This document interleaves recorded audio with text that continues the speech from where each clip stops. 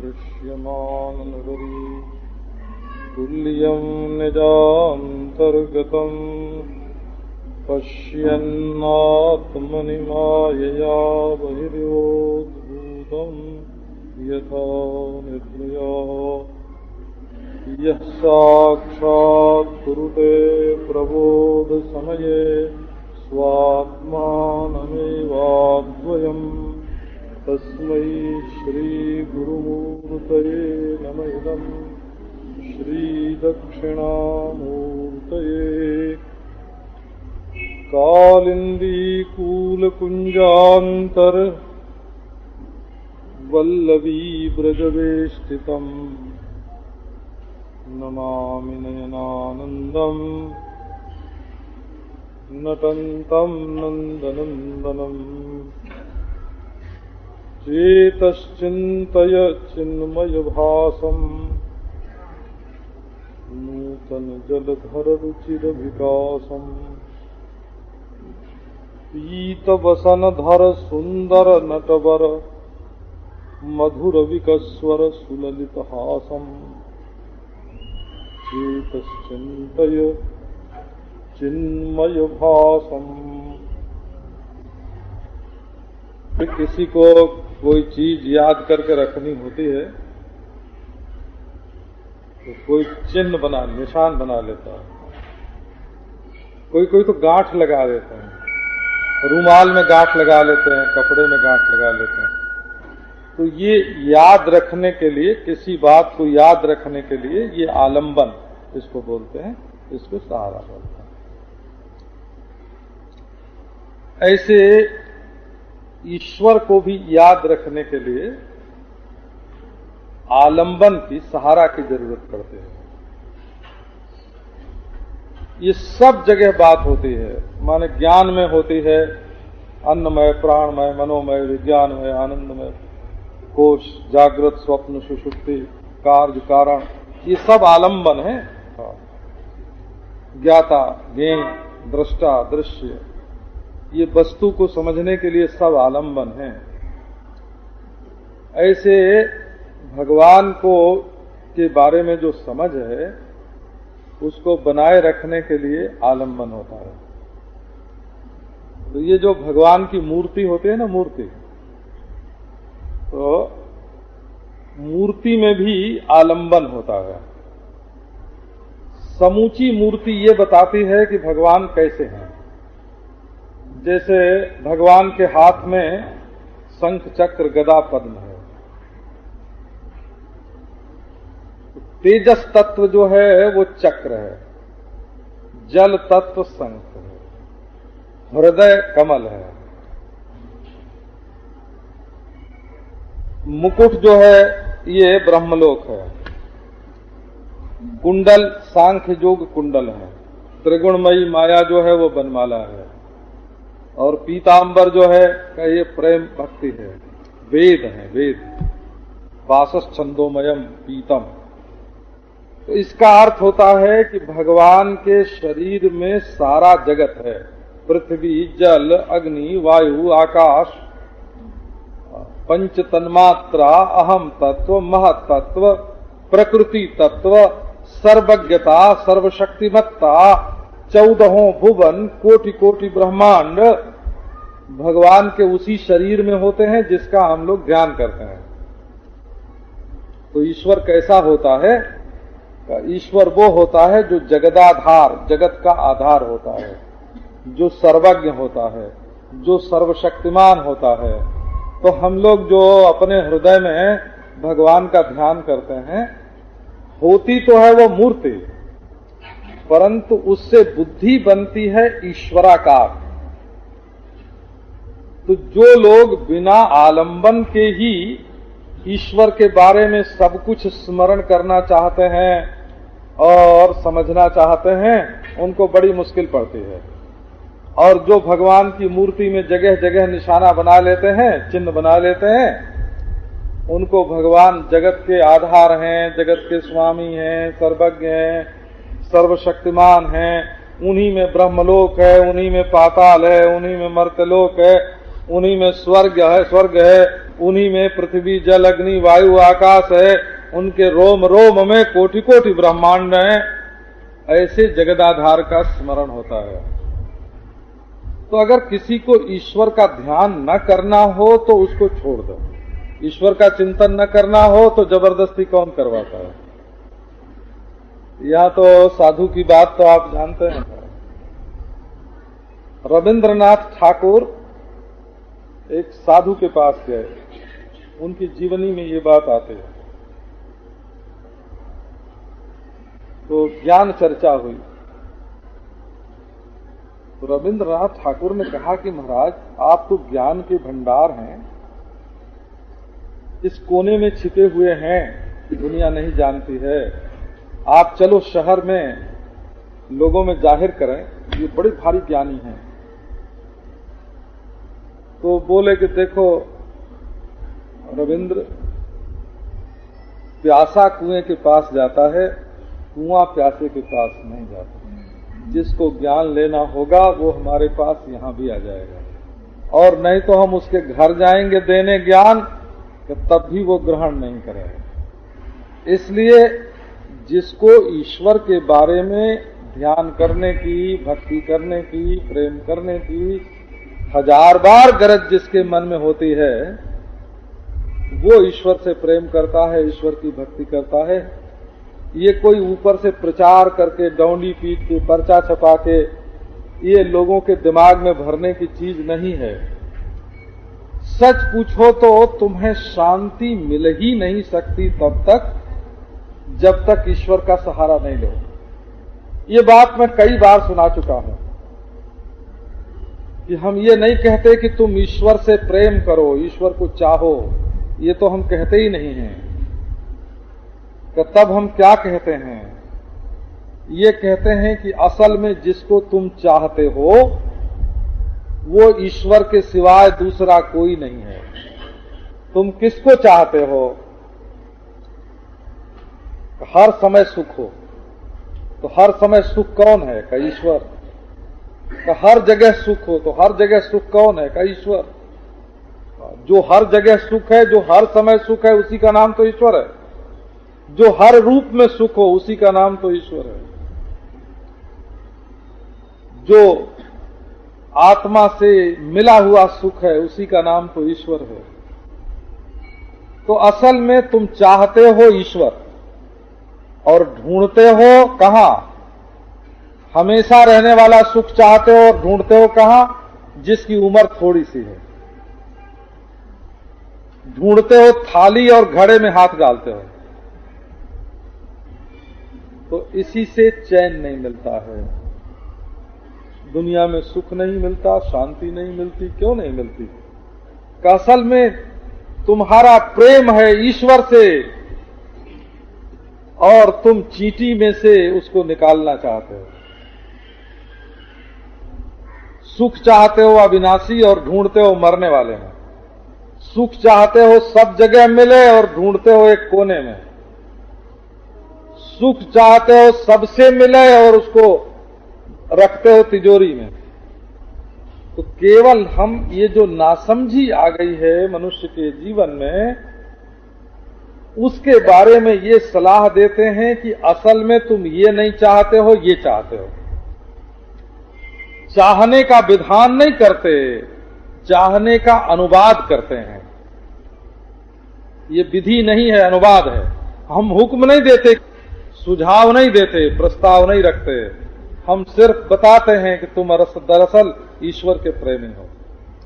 अच्छा, तो जब ईश्वर के मार्ग में चलना हो तब मित मेध्यादनम करना हो ध्यान, और डटा डट खा लिया तो नींद आवेगी, सोने का मन होगा, आलस आवेगा, पेट में दर्द होगा, ध्यान कहां से होगा? ये मित शब्द है ना, मित, ये लिमिट में यही पहुंच गया है। हो लिमिट जिसको बोलते हैं ना, माने एक हिसाब से भोजन करना चाहिए। तो मनुस्मृति में ऐसे लिखा है कि भोजन कैसे करना चाहिए? बोले आधा पेट तो भोजन करना चाहिए।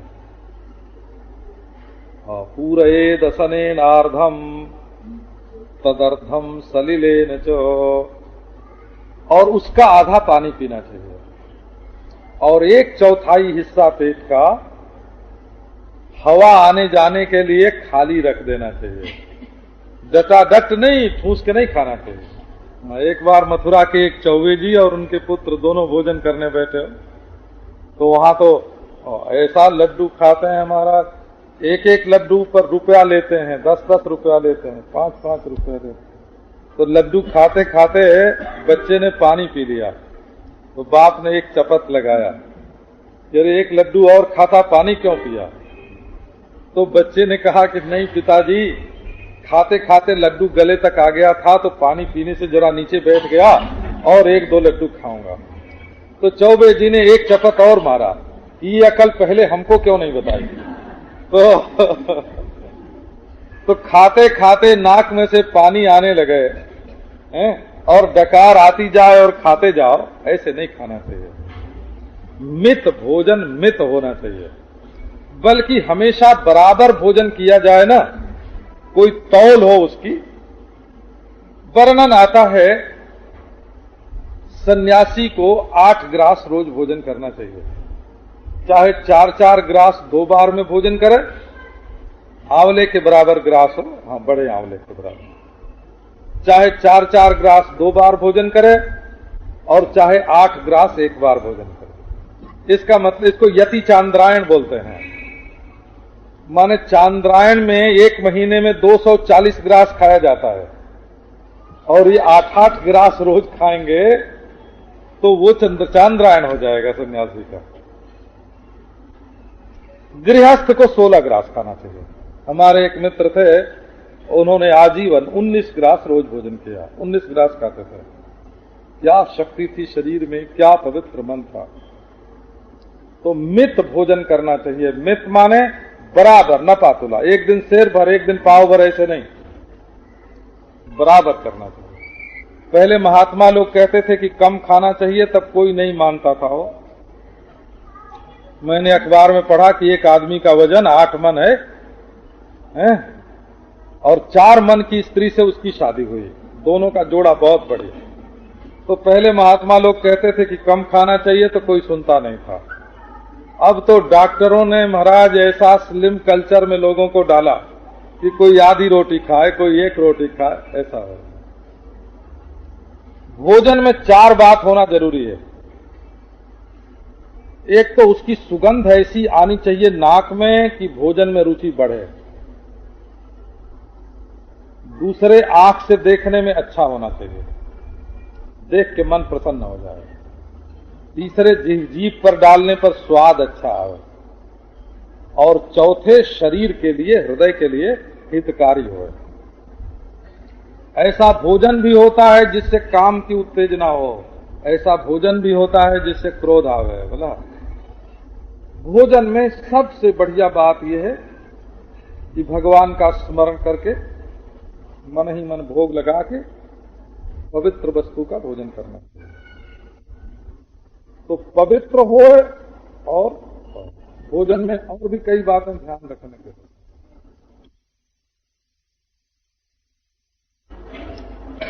लोहे की कढ़ाई में बैगन का साग बने तो बिल्कुल कोयले सरीखा हो जाता है, देखने में बिल्कुल कोयला। तो जब ये लोग खा के आए तो फिर कै आ गई। बोला बहुत सावधानी से बनाना चाहिए भोजन, आंसू नहीं गिरे, रोटी पर आंसू न गिर पड़े। बोलते जा रहे हैं, रोटी बेलते जा रहे हैं, तो फूंक पड़ता जा रहा है। कई लोग तो महाराज खाने को बैठाते हैं तो आके थाली में लटक के और फिर जोर जोर से बात करने लगते हैं, तो उनका थूक प्रत्यक्ष ही थाली में पड़ता है। अरे बोलना हो तो दूर से बोलना चाहिए ना। उच्छिष्ट का विचार रखना चाहिए, बाल नहीं पड़ा हुआ होना चाहिए, कोई कीड़ा मकोड़ा नहीं होना चाहिए। भोजन जो है, भोजन कैसा, जिसमें वस्तु अच्छी, बर्तन अच्छा, स्थान अच्छा, बनाने वाला अच्छा, और ईमानदारी की कमाई, और स्वास्थ्य के लिए हितकारी और मन के लिए प्रसादजनक। अच्छा, अब बोले रहना कहाँ, स्थान की बात बताते हैं कि भाई भगवान का भजन करना है, ये तो है ना, ये तो फकीर का घर है, कोई खाला का घर तो है नहीं, है ना? तो विविक्त क्षेम सेवनम, एक अपने लिए अलग जगह होनी चाहिए बैठने की, और वहां बैठ करके भगवान का भजन करना चाहिए। और वो स्थान भी कल्याणकारी होना चाहिए, जहां से पड़ोसी का कमरा दिखता हो कि उसमें वो क्या कर रहा है, ऐसी जगह पर नहीं बैठना चाहिए हो, पर्दा डाल के बैठना चाहिए। थोड़ी देर इधर देख लिया, उधर, आंख चंचल होती है तो मन भी चंचल होता है, शरीर चंचल होता है तो मन भी चंचल होता है। इसलिए विविक्त देश में, विविक्त माने पृथक्कृत, भजन के लिए बिल्कुल अलग स्थान चाहिए, और वो स्थान भी क्षेम माने हृदय को शुद्ध करने वाला होना चाहिए। अब आगे और अंतरंग बात बताते हैं। आपको भगवान के रास्ते में चलना है। देखो, हमारे पहले व्रत थे ना, 2 व्रत तो एकादशी के दोनों में पक्ष में आते ही थे। अमावस्या पूर्णिमा होती थी, बीच में ग्रहण आ जाते थे, फिर कोई सोमवार मंगलवार करता था। देखो शास्त्र का प्रभाव। प्रयाग के कुंभ में हम लोग गए तो बताया गया कि 30 लाख आदमी आए, न किसी ने निमंत्रण दिया, न वो कार्ड छपा, अपने आप ही लोगों, हजारों बरस पहले शास्त्र में लिखा हुआ है, और पहुंच गए 30 लाख आदमी स्नान करने के लिए। ये देखो तो, ये मजा है शास्त्र का। अभी लाखों आदमी एकादशी अब भी करते हैं। डॉक्टर लोग बताते हैं कि उपवास करना जरूरी है, नेता लोग बताते हैं कि उपवास करना जरूरी है। हमारे लाल बहादुर शास्त्री ने एक सोमवार का उपवास चलाना चाहा। प्राइम मिनिस्टर थे ना, देश के प्राइम मिनिस्टर थे, ओ भारतवर्ष के राष्ट्रपति थे, उनका चलाया हुआ सोमवार नहीं चला, संतोखी माई का शुक्रवार चल गया। तो हाँ, आप क्या जानते हैं, धर्म इसका नाम है ना, इसका नाम है धर्म। एकादशी का व्रत लोग हजारों बरस से रहते हैं। किसी प्राइम मिनिस्टर ने थोड़ी चलाया था, किसी राजा ने थोड़ी चलाया था, कोई कानून थोड़ी बनाया था कि इस दिन अगर चावल परसा जाएगा तो होटल वाले को जुर्माना हो जाएगा, दंड हो जाएगा। कोई कानून थोड़ी बना था। इसका नाम है धर्म। अब और अंतरंग बात बताते हैं कि किसी के प्रति दुर्भाव नहीं रखना चाहिए। एक बड़ी भरी पूरी गृहस्थी थी, सेठ थे, 2 भाई थे वो। तो एक दिन छोटे भाई शहर में से 2 आम लेके आए। जब घर में घुसे तो एक बेटा उनका था, एक उनके एक बड़े भाई का था। दोनों बच्चे दौड़े, चाचा जी आए, चाचा जी आए। सो महाराज, वो एक हाथ में आम कुछ बढ़िया था, एक में घटिया था। तो बढ़िया वाला आम उसने हाथ घुमा के अपने बेटे को दे दिया, और घटिया वाला जो आम था वो अपने बड़े भाई के लड़के को दिया। खाना हुआ, पीना हुआ। दोनों शाम को जब इकट्ठे बैठे तो बड़े भाई ने कहा अपने छोटे भाई से कि देखो भाई, आओ आज व्यापार का बंटवारा कर लें, अब हम लोग अलग अलग रहेंगे। उसने कहा भैया मैं तो तुम्हारे पांव छूता हूं, बड़ा प्रेम है तुमसे, हम लोगों में बहुत प्रेम है, अलग अलग क्यों? बोले भैया देखो, मैं तो हुआ बुढ़ा और तुम हो जवान। जब मेरे जिंदा रहते ही तुम मेरे बेटे के साथ विषमता बरतते हो, बढ़िया आम अपने बेटे को और घटिया आम हमारे बेटे को, हैं? तो हमारे मर जाने के बाद तुम क्या करोगे ईश्वर ही जाने, हैं? खुदा हाफिज। वाह भाई, बैठ जाना, ठीक है। छोटी छोटी बात जो है ना, कभी कभी दिल को ऐसा बिगाड़ती है, और बहुत सावधान रहना चाहिए व्यापार में, अपने घर के काम में, अपने घर के काम में बहुत सावधान रहना चाहिए। अच्छी साड़ी आवे तो पहले अपनी देवरानी, जेठानी, ननद को दे दो, है ना। हाँ, जो मामूली हो सो अपने लिए लो, सबसे बढ़िया अपने लिए छांट के रख दिया, ऐसा नहीं। इसको अहिंसा बोलते हैं। अहिंसा माने मन से, कर्म से, वचन से किसी को दुख पहुंचाने के लिए कोई चेष्टा अपनी ओर से नहीं होनी चाहिए। अगर होगी तो तकलीफ होगी, अहिंसा। और सच बोलना तो चिंता नहीं करनी पड़ेगी, क्योंकि सच सच बोलोगे तो याद रखने की जरूरत नहीं पड़ेगी कि किससे क्या कहा, कब क्या कहा। और जो झूठ बोलता है ना, उसको अपने दिमाग पर बोझ रखना पड़ता है ना, कि भाई उस दिन उस ग्राहक को क्या कीमत बताई थी, अपनी पत्नी से उस दिन क्या बहाना बनाया था कि घर में क्यों नहीं आया जल्दी, याद रखना पड़ेगा ना, नहीं तो पकड़े जाओगे। और सच सच बोल दोगे तो बिल्कुल बोझ नहीं रहेगा। जब बोलना हो तो भाई उस दिन भी सच बोला था, इस दिन भी सच बोलना है, सोचने की कोई बात ही नहीं है। तो सच से मस्तिष्क हल्का रहता है और झूठ से सिर पर बोझ आ जाता है। और सत्य हमेशा एक सरीका रहता है, झूठ नहीं बोलना चाहिए। अस्तेयम, आज तुम किसी की चीज ले लेते हो, है ना। एक बार मैं कहीं प्रवचन कर रहा था तो किसी ने प्रणाम किया हो, ऐसे ऐसे किया, ऐसे किया तो नोट रखा हुआ था तो उसको भी उठा लिया, बोला। तो मेरा ध्यान तो नहीं गया, पर एक अच्छी माता हैं, उन्होंने सिर पीट के कहा कि स्वामी जी यहां भी लोग नहीं मानते हैं।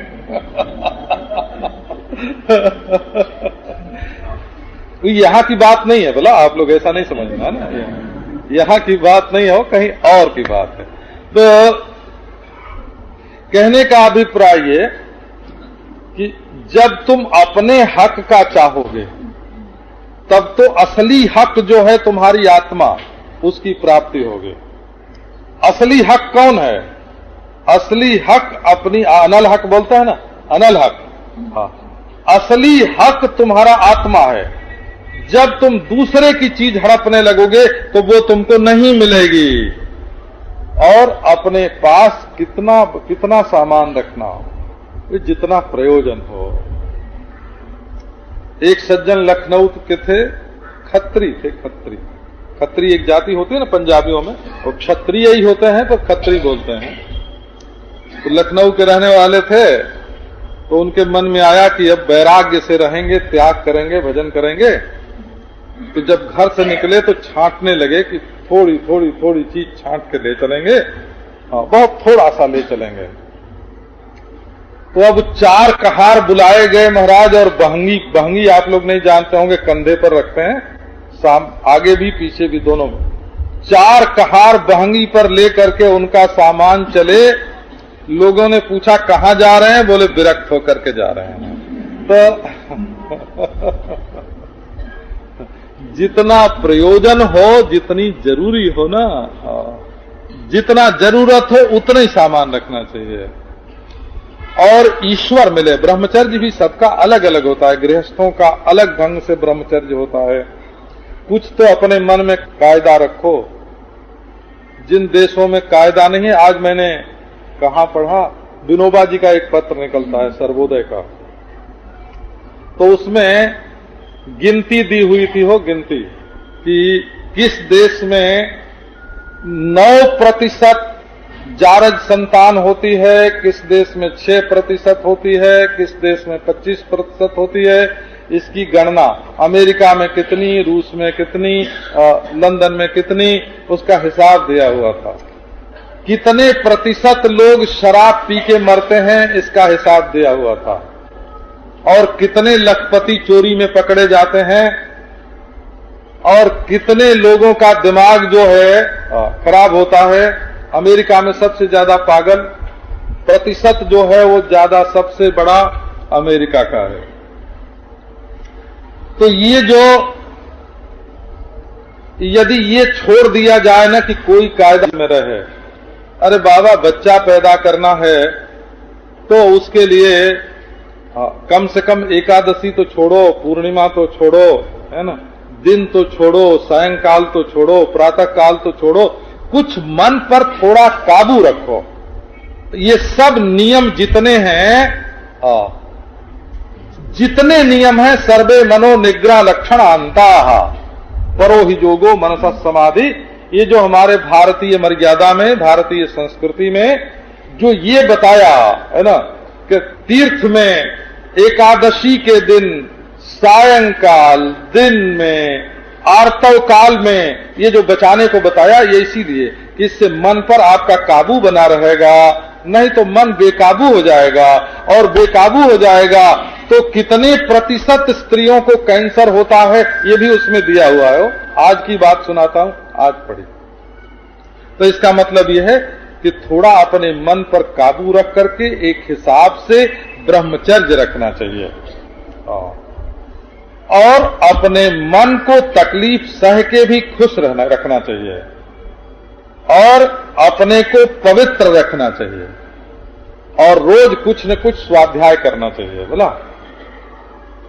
ये चाहिए तो हम बहुत बता रहे हैं।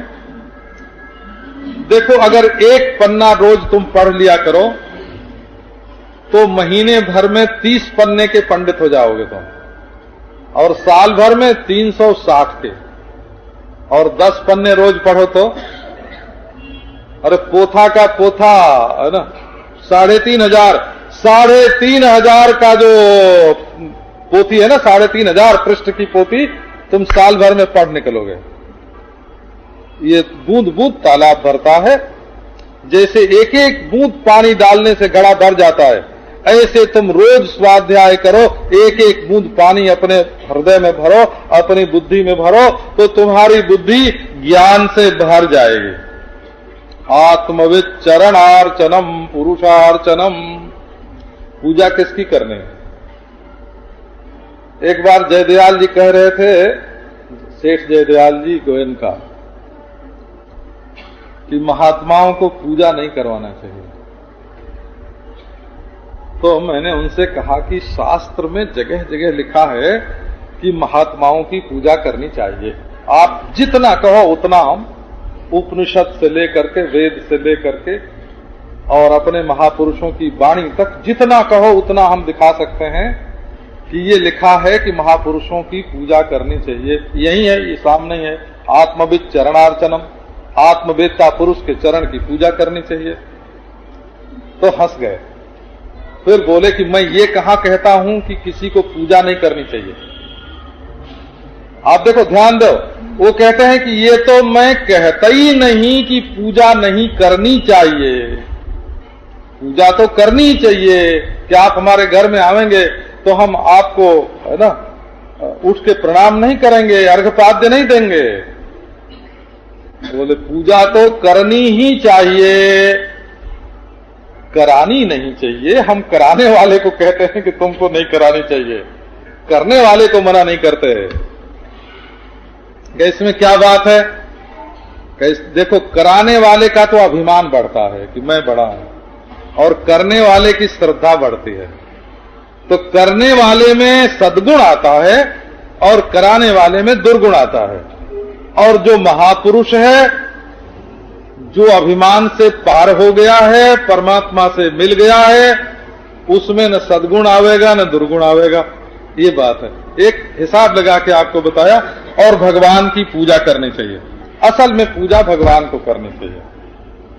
भगवान की करनी माने जिसकी भी आप पूजा करो, पीपल के पेड़ की पूजा करो तो भगवान की, गाय की पूजा करो तो भगवान की, है ना, धरती की पूजा करो, धरती की भी पूजा होती है। नींव देते हैं तो धरती की पूजा करते हैं कि नहीं करते हैं?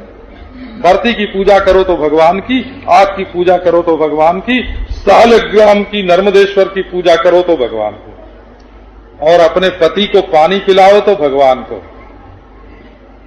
अपने पिता के पांव छुओ तो भगवान के, अपने बड़ों को नमस्कार करो तो भगवान को।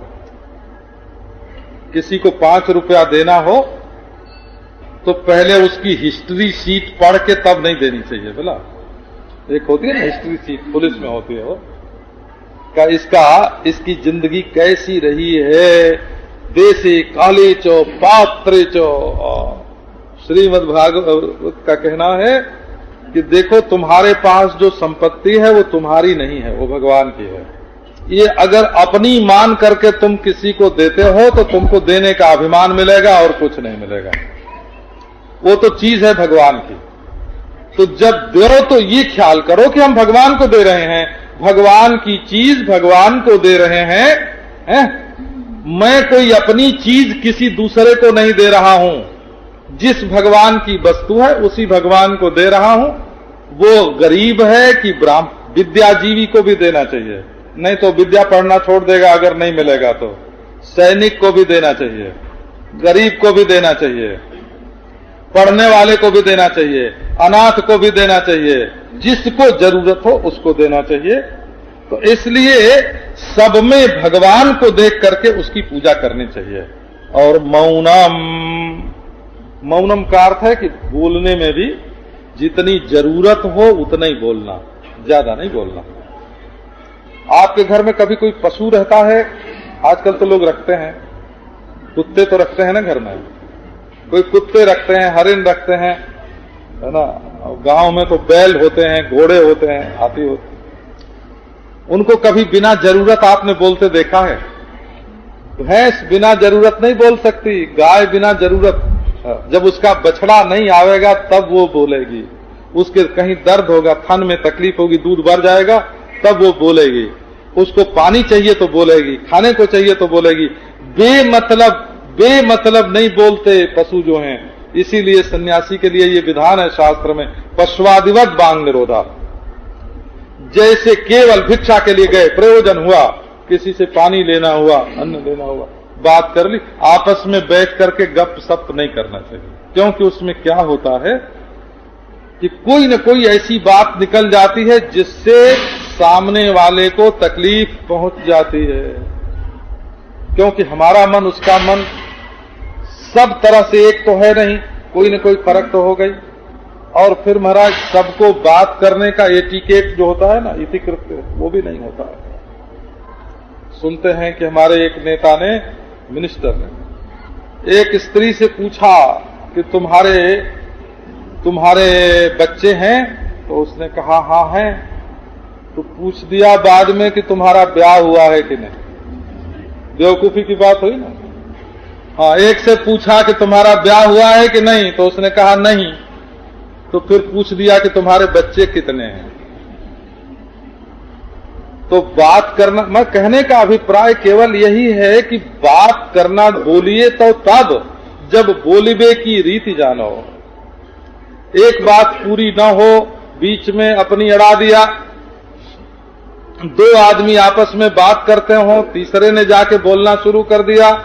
द्वाभ्याम तृतीयो न भवामि राजन किं कारणम भोज भवामि मूर्खः। दो आदमी बात करते हो तो तीसरे को बीच में नहीं बोलना चाहिए। एक प्रसंग चल रहा हो तो उस प्रसंग को पूरा होने देना चाहिए, उसमें दूसरी बात नहीं जोड़ना चाहिए। तो इसलिए जहां तक हो सके मौन रह करके, देखो भगवान का नाम तो छूट ही जाएगा।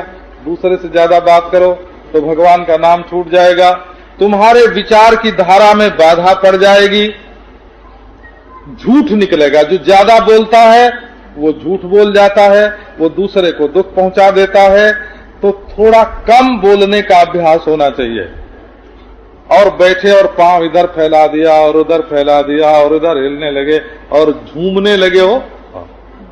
हम लोगों के यहाँ झूमने वाले बैल को अच्छा नहीं समझते हैं।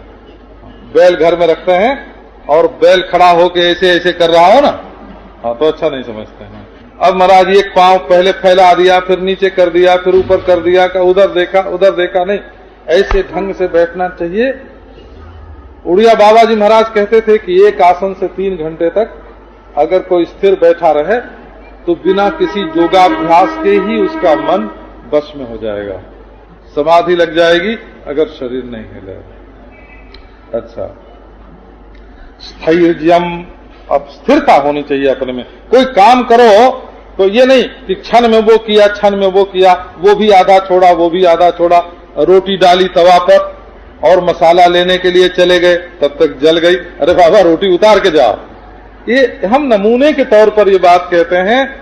एक काम को पूरा करके दूसरे में हाथ डालना चाहिए, थोड़ा इधर थोड़ा उधर, ये करने का ढंग नहीं है। प्राण जय साफ रहे हैं कि नहीं, श्वास को काबू में रखना चाहिए, इंद्रियों को घेर करके रखना चाहिए। और अपने मन को हृदय में लगाना चाहिए, भगवान की लीला का ध्यान करना चाहिए। सबसे बढ़िया बात यह है कि उसमें कोई राग द्वेष की गुंजाइश नहीं है।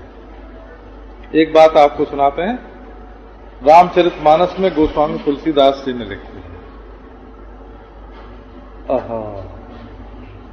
वहां ये कहा, वहां के कोल भील इकट्ठे हुए, बोले महाराज हमारी यही सबसे बड़ी सेवा है कि हम आपके कपड़े और बर्तन चुरावेंगे नहीं, हमसे कुछ पाने की उम्मीद मत रखो, लेकिन हम चुरावेंगे नहीं। तो यदि भगवान की लीला का स्मरण चिंतन करने से आप पूछो कि क्या फायदा है, हम कहते हैं अच्छा कोई फायदा नहीं। एक बार मान लो कोई फायदा नहीं, लेकिन तुम किसी की बहू का चिंतन करोगे, किसी की बेटी का चिंतन करोगे, किसी के पैसे का चिंतन करोगे, किसी के मकान का चिंतन करोगे, फर्नीचर का चिंतन करोगे, या दुश्मन का चिंतन करोगे, तो तुम्हारे मन में या तो आग लगेगी या तो कहीं फंसोगे। और भगवान की लीला का चिंतन करोगे तो न तुम्हारे दिल में आग लगेगी न फंसोगे। दो बात से बच जाओगे कि नहीं? बचना क्या जीवन के लिए आवश्यक नहीं है? बचना बहुत जरूरी है। बच के आगे बढ़ो, बचो और आगे बढ़ो। देखो तुम्हारे मन को यदि मोहब्बत घेर लेगी तो कहीं फंस जाओगे, और नफरत घेर लेगी अगर तुम्हारे दिल को तो जलते रहोगे। अच्छा भगवान का की लीला का स्मरण करो, आके इंद्र का बेटा जयंता तीनों लोक में घूम के आया और भगवान के चरणों में गिर पड़ा, तो उसका मुंह जो है ना, मुंह वो पीछे की ओर हो गया और पीठ भगवान की ओर हो गई। अब न तो बाण उसको मारे क्योंकि भगवान सामने, और न तो भगवान उसकी रक्षा करें, वो तो भगवान की ओर पीठ करके बैठा। इतने में सीता जी की दृष्टि पड़ी, अभी खून तो बह रहा था, छाती से और पांव से खून बह रहा था। उन्होंने कहा कि जब तक ये भगवान के सामने नहीं होगा तब तक भगवान करुणा नहीं करेंगे। सो उन्होंने दोनों हाथ से कौवे को उठा के और उसका मुंह फेर दिया, भगवान के सामने कर दिया कि प्रभु देखो ये आपके चरणों में गिरा है, आपकी शरण में आया है।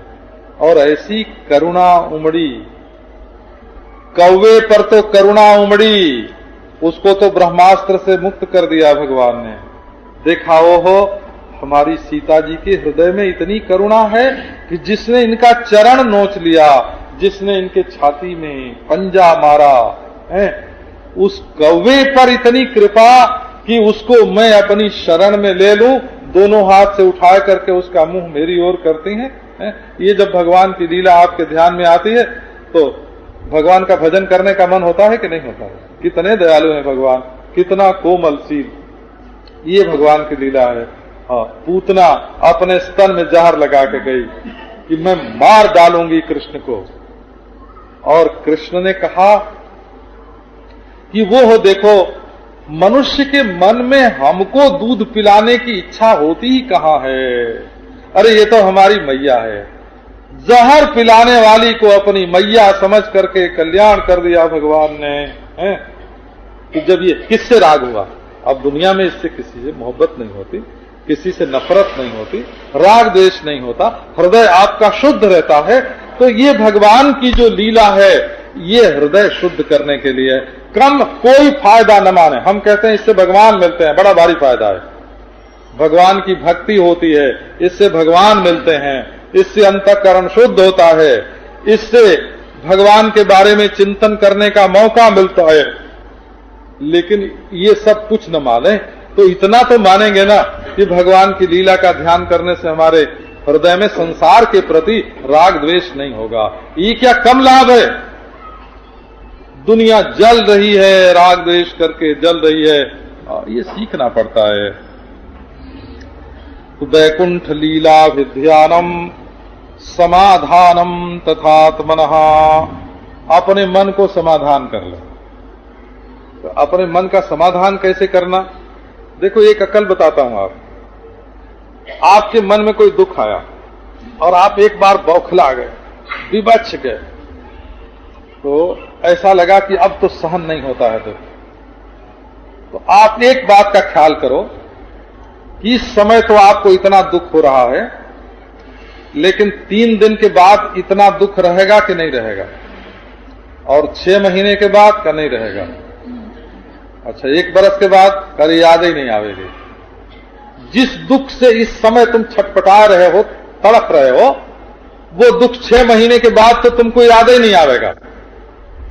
तो जिस समय किसी बात से तुमको दुख हो गए हैं, उस समय ये ख्याल करो कि 6 महीने के बाद हमको ये दुख रहेगा कि नहीं रहेगा। मरा हुआ आदमी है ना, भूल जाता है, कहां याद आती है? जिसके घर में कोई मरा हो उससे हम पूछते हैं कि तुमको 24 घंटे में कई घंटे उसकी याद रहती है, बताओ? अरे 5 मिनट भी लगातार नहीं रहती है। कहते हैं हम 24 घंटे रोते रहते हैं, हम कहते हैं 5 मिनट लगातार याद नहीं रहती। हम मन की गति को जानते हैं, हम मन की गति को समझते हैं। किसकी फिक्र करते हो तुम दुनिया में? जो छूट रही है दुनिया, छूटती जा रही है, मरा हुआ लौट के आवेगा नहीं, और आने वाले का तुमको पता नहीं है। तो इस समय तुम अपने मन को भगवान में क्यों नहीं लगाते? तो अपने मन का समाधान करो। समाधान करो माने जब ज्यादा व्याकुल होए तब उसको समझा बुझा के ठीक कर लो। जो हुआ है उसमें भी भला है, और जो होगा उसमें भी भला है। और नानक है भी सच और होशी भी सच।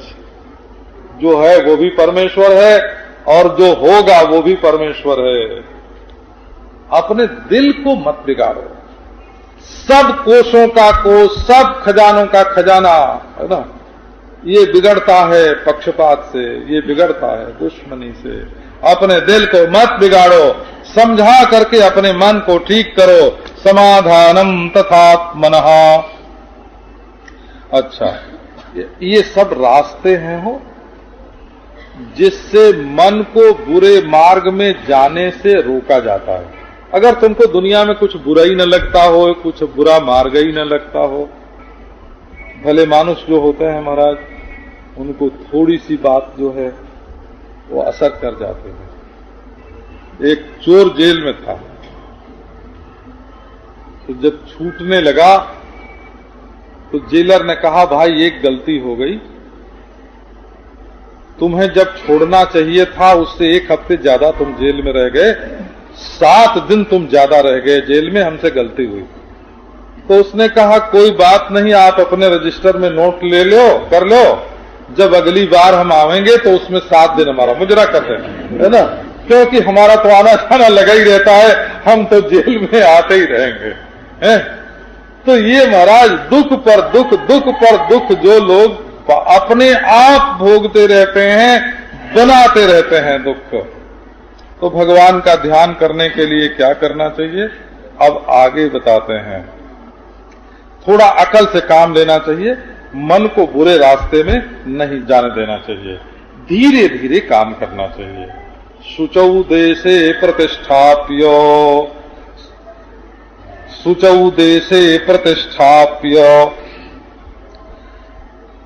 विजितासन आसनम तस्मिन् स्वस्ति समासीनः ऋजुकाय समभ्यसेत। आसन पर कैसे बैठे, ये प्रसंग आ गया। पवित्र स्थान पर बैठना भगवान का भजन करने के लिए। ये पवित्र स्थान क्या होता है, हमने पढ़ा था थोड़े दिनों पहले, थोड़े दिनों क्या 10-5 बरस पहले, कि विलायत में एक गिरजाघर बना। तो जब पादरी लोग जाके खड़े हुए रविवार को वहां प्रार्थना करने के लिए, ये हमारी प्रार्थना का जो प्रार है ना, प्रार, वही विलायत चला गया, तो उसमें से थना छूट गया और प्रार रह गया। प्रेयर बोलते हैं उसको, प्रेयर। और हमारा जो नमस है ना, नमः बोलते हैं ना, नमस, वो अरब में जब गया तो नमाज हो गया, नमाज। हमारा नमस बार बार नमस्कार करते हैं ना, तो वो नमस जो है वही नमांसी है, नमाज है। और हमारी जो प्रार्थना है वो प्रेयर है। किसी से दुश्मनी नहीं करना हो, ऐसी बढ़िया बढ़िया बात सब धर्मों में है।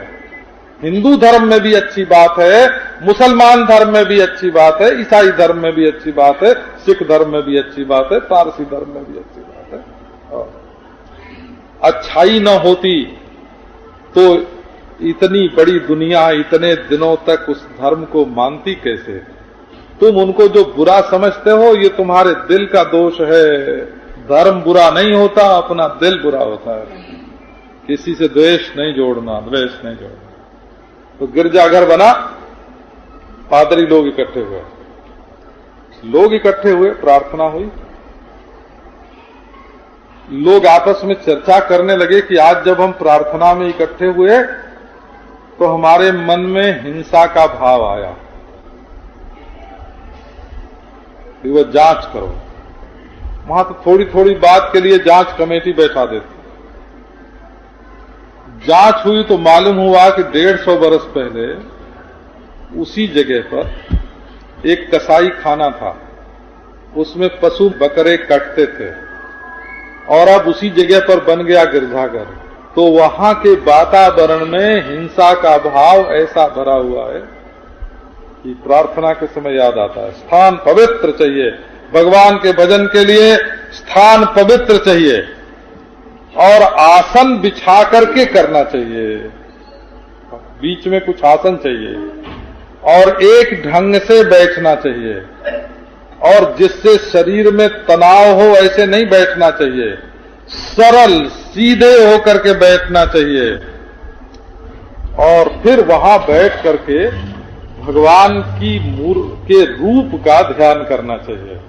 तो अब एक एक रूप का इसमें वर्णन आवेगा कि पांव से लेकर के सिर तक भगवान का ध्यान कैसे करना, और उस ध्यान में क्या विशेषता है, ये बात आगे आने वाली है। सो आपको कल सुनाएंगे।